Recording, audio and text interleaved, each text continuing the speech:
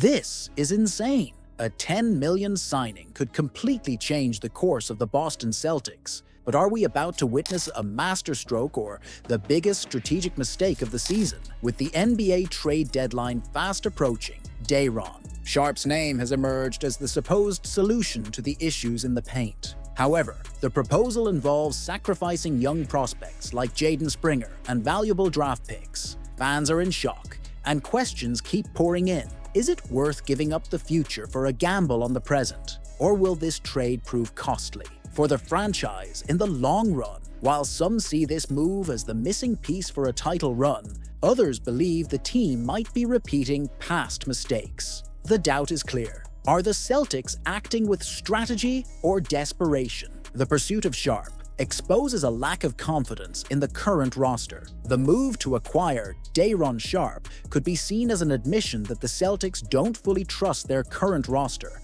particularly in the paint. Kristaps Porzingis was brought in as a key piece, promising to elevate the team's level both defensively and offensively. However, his injury history seems to be influencing decision-making. Is betting on Sharpe as a kind of insurance policy the best course for a team with championship aspirations? This move could reflect planning based on fear rather than confidence. When a team starts seeking stopgap solutions, like adding secondary players to plug potential gaps, it shows insecurity about the existing core. The Celtics should be building on the solid foundation of Tatum, Brown, and Porzingis, not worrying about potential problems that may never materialize. This approach signals mental fragility, something a title-contending team cannot afford. Jaden Springer is a talent wasted.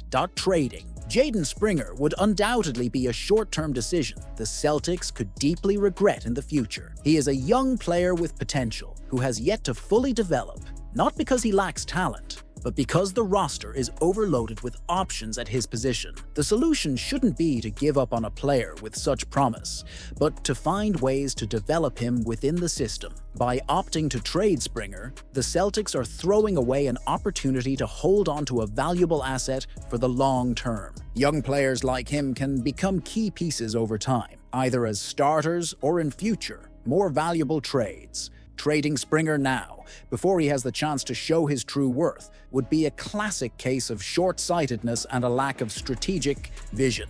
This decision, more than a mistake, could compromise the team's competitiveness in the coming years. Sharpe falls short of the team's needs.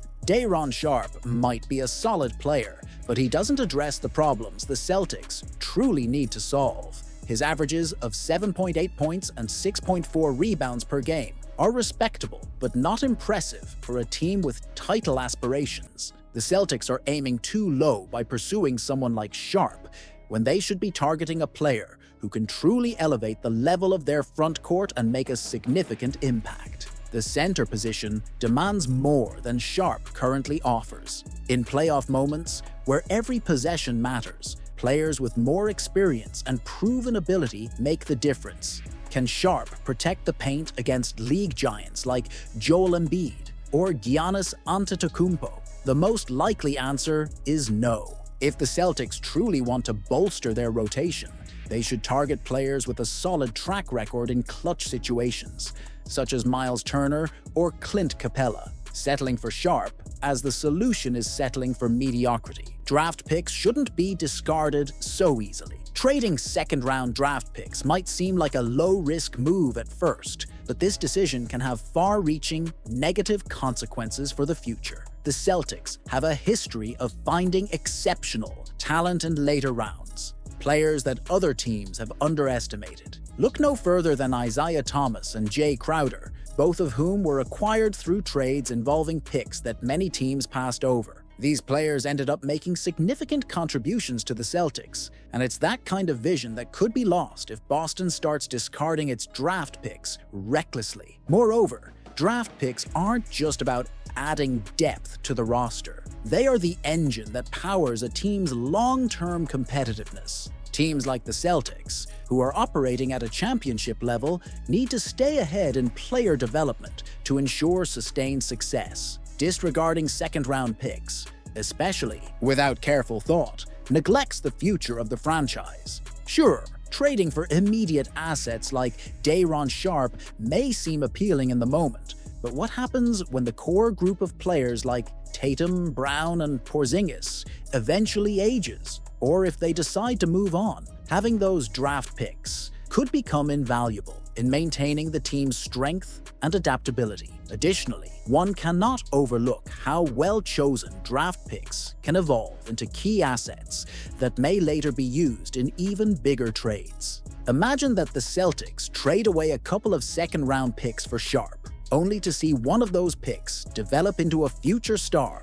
potentially helping a rival team rise to prominence. This could very well happen, and if it does, Boston may look back with regret, having sacrificed potential for short-term gain. The NBA is a league where flexibility and future-proofing matter as much as immediate success. By giving up draft picks now, the Celtics are not just risking one opportunity, but potentially limiting their options down the road. Draft picks can also be packaged together in future trades, providing a solid foundation for reshaping the roster when necessary. Without these picks, Boston's ability to pivot or make big moves in the future becomes much more difficult. Let's not forget that draft picks are often used to build depth on a team, and depth is what separates championship contenders from pretenders. Teams that make deep playoff runs year after year often do so because of a mix of star power and solid, young contributors who provide support when needed. If the Celtics trade away their future for a marginal improvement today, they could sacrifice the ability to build that depth when the time comes. Sending assets to the Nets strengthens a direct rival. Trading with the Brooklyn Nets could be even more dangerous than it seems at first glance.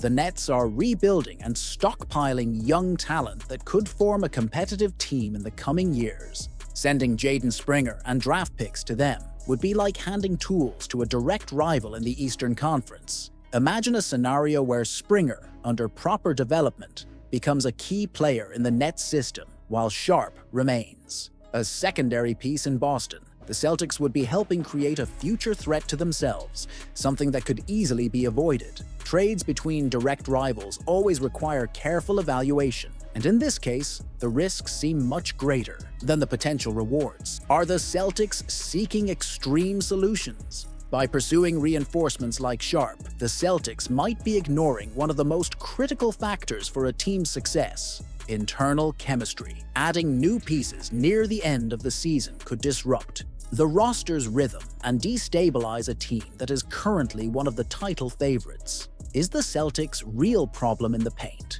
Or is this just an excuse to divert attention from other issues such as integrating Porzingis into the system? Or defensive consistency? Instead of looking for external solutions, Boston should focus its efforts on fine-tuning what it already has internally, maximizing the potential of the current core. This trade not only diverts energy but could also bring more problems than solutions. Hey Celtics fanatics, what do you think of this news? Leave your opinion in the comments, as it's highly valued.